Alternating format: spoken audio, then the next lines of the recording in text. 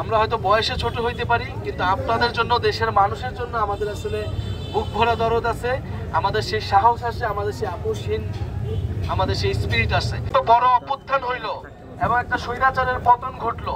এখন এই বাংলাদেশটাকে নতুন করে আমাদের গড়তে হবে, কারণ বাংলাদেশ যদি আরেকটা স্বৈরাচার আসে, আগের মতোই সব সিস্টেম চলমান থাকে, আগের সিন্ডিকেট থাকে, আগের দুর্নীতিবাজ থাকে, জাস্ট মানুষ বদলাইলো কিন্তু সিস্টেম একই থেকে গেল, তাইলে এইটা জনগণের কোনো উপকারে আসবে না, মানুষের কোনো উপকারে আসবে না।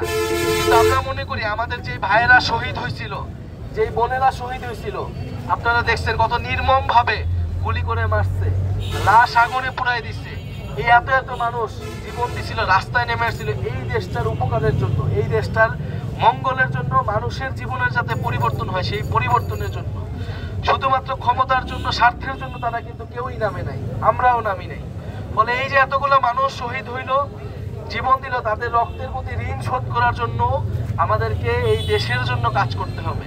ফলে আমরা একটা নতুন রাজনৈতিক দল গঠন করছি, খুবই অল্প কয়েকদিন হয়েছে, 4 মাস মাত্র হয়েছে। আমরা এই 4 মাসের মধ্যে মানুষের অভূতপূর্ব, মানুষের আপনাদের কাছ থেকে আমরা অনেক সাড়া পাইতেছি। আমরা দেখতেছি যে মানুষ নতুন নেতৃত্ব চায়, মানুষ তার সমস্যার কথাগুলা বলতে চায় এবং এই সমস্যার সমাধান করবে, এরকম একটা নেতৃত্ব চায়। মানুষ অনেক আশাহত হয়েছে, মানুষ একই রাজনীতি বছরের পর বছর দেখতেছে, একই ধরনের রাজনীতি, হয়তো দল ভিন্ন, কিন্তু এবার মানুষ আসলে নতুন একটা রাজনীতি দেখতে চায়, যে রাজনীতি প্রকৃতপক্ষেই জনগণের রাজনীতি, নাগরিকদের রাজনীতি করবে। আমাদের দলের নাম আমরা দিচ্ছি নাগরিক পার্টি, কারণ আমরা মনে করি বাংলাদেশের প্রতিটা মানুষ হইল একজন নাগরিক, আর রাষ্ট্রের নাগরিক হইলে সে সরকার থেকে কিছু সুযোগ সুবিধা পায়, সে শিক্ষার অধিকার পায়, স্বাস্থ্যের অধিকার পায়, চিকিৎসা পায়, তার কাজের অধিকার পায়। এই অধিকার যতদিন না পায় ততদিন সে নাগরিক থাকে না, সে গোলাম থাকে, সে প্রজা থাকে। আপনারা জানেন যে গত 16 বছর এই বাংলাদেশে কিন্তু এই ভারত, এই দিল্লি, এই শেখ হাসিনাকে বসায় বাংলাদেশের স্বার্থ বিরোধী সকল চুক্তিগুলা করছে। আমরা এতদিন দাসের জীবনযাপন করছি, এই গণ অভ্যুত্থানের পরে আমরা আর কোনো দাসের জীবনযাপন করতে চাই না, আমরা স্বাধীনভাবে জীবনযাপন করতে চাই। এবং এই গণ অভ্যুত্থানে আমরা আরেকটা কথা বলছিলাম যে বৈষম্য, আপনারা শুনছেন শব্দটা, যে বৈষম্য বিরোধী ছাত্র আন্দোলন, যে আন্দোলন মানুষের যে বৈষম্য, সেই বৈষম্য দূর করবে। আমরা উত্তরবঙ্গের বৈষম্যের কথা জানি, পঞ্চগড়ের সাথে বৈষম্য হয় সেটা জানি। এই যে দেশে নানা ধরনের বৈষম্য আছে, অর্থনৈতিক বৈষম্য, আঞ্চলিক বৈষম্য, এই বৈষম্যগুলো দূর করতে হবে। সকল মানুষের মধ্যে একটা সমতা আনতে হবে, মানুষ যাতে তার অধিকারগুলো পায় এবং সবাই যাতে একটা মর্যাদা নিয়ে জীবনযাপন করতে হয় পারে, এবং বাংলাদেশকে বুকে ধারণ করে, এই দেশপ্রেমকে বুকে ধারণ করে, মানুষের প্রতি দরদ রেখে যে রাজনীতি, আমরা সেই রাজনীতিটা করতে চাই। ইনশাল্লাহ আপনারা আমাদের জন্য দোয়া করবেন। আমরা হয়তো বয়সে ছোট হইতে পারি, কিন্তু আপনাদের জন্য, দেশের মানুষের জন্য আমাদের আসলে বুক ভরা দরদ আছে, আমাদের সেই সাহস আছে, আমাদের সেই আপোষহীন, আমাদের সেই স্পিরিট আছে। আমরা গণ অভ্যুত্থানে সেটা প্রমাণ করছি, আমরা শেখ হাসিনার সাথে আপোষ করি নাই। আমরা আপোষ না করে এই গণ অভ্যুত্থান চালিয়ে গেছি যখন আমাদের ভাইদের উপরে হত্যা করা হয়েছিল, ভাইদের উপর গুলি চালানো হয়েছিল।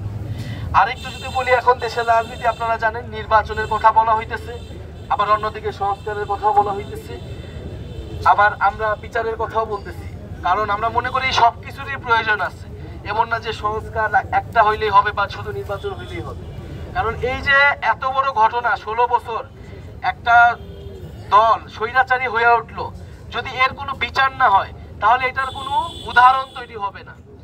আবার যে কেউ এসে আবার এই গুলি চালাবে, পুলিশ আবার গুলি চালাবে, পুলিশ আবার রাজনীতিকরণ হবে, দলের পক্ষে কাজ করবে। আমরা চাই পুলিশ নিরপেক্ষভাবে কাজ করবে, প্রশাসন নিরপেক্ষভাবে কাজ করবে, কোর্ট কাছারি নিরপেক্ষভাবে কাজ করবে। ফলে এই সকল প্রতিষ্ঠানগুলো সংস্কার হইতে হবে।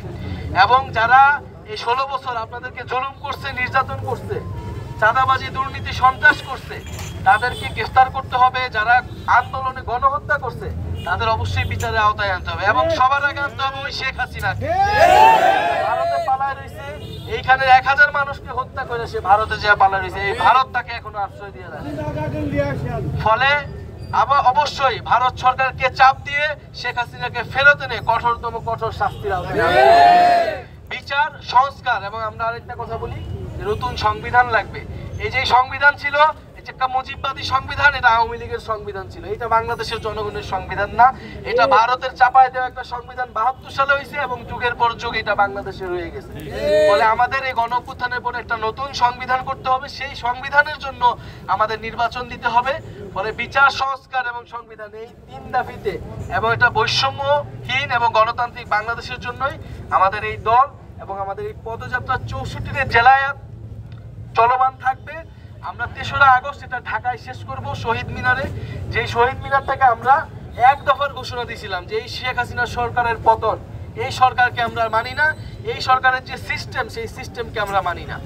ফলে সেই 3রা আগস্ট আমরা যে আপনাদের সাথে কথা বলতেছি, আপনাদের কথাগুলো শুনতেছি, আমরা এই সকল কথাকে একত্রিত করে একটা ইশতেহার তৈরি করব।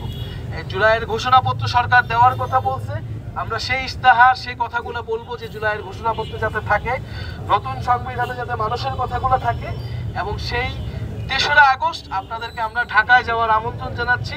আপনারা ঢাকায় আসবেন, আমরা শহীদ মিনারে প্রোগ্রাম করব। আর আপনারা আপনাদের পরিবারে, আপনাদের এলাকায় বলবেন এনসিপির কথা। আমাদের নতুন মার্কা শাপলার জন্য আমরা আবেদন করছি। আপনারা যদি চান, জনগণ যদি চায়, ইনশাল্লাহ শাপলা মার্কা আমরা পেয়ে যাব নির্বাচন কমিশন থেকে। শাপলা এবং এনসিপি এবং এই তরুণ প্রজন্ম বাংলাদেশের মানুষের সাথে, গরিব মানুষের সাথে, মজলুম মানুষের সাথে সবসময় থাকবে, তাদের অধিকারের পক্ষে লড়াই করবে। ইনশাল্লাহ আপনারা আমাদের প্রতি সেই আস্থা রাখবেন, আমরা আপনাদের জন্যই কাজ করব।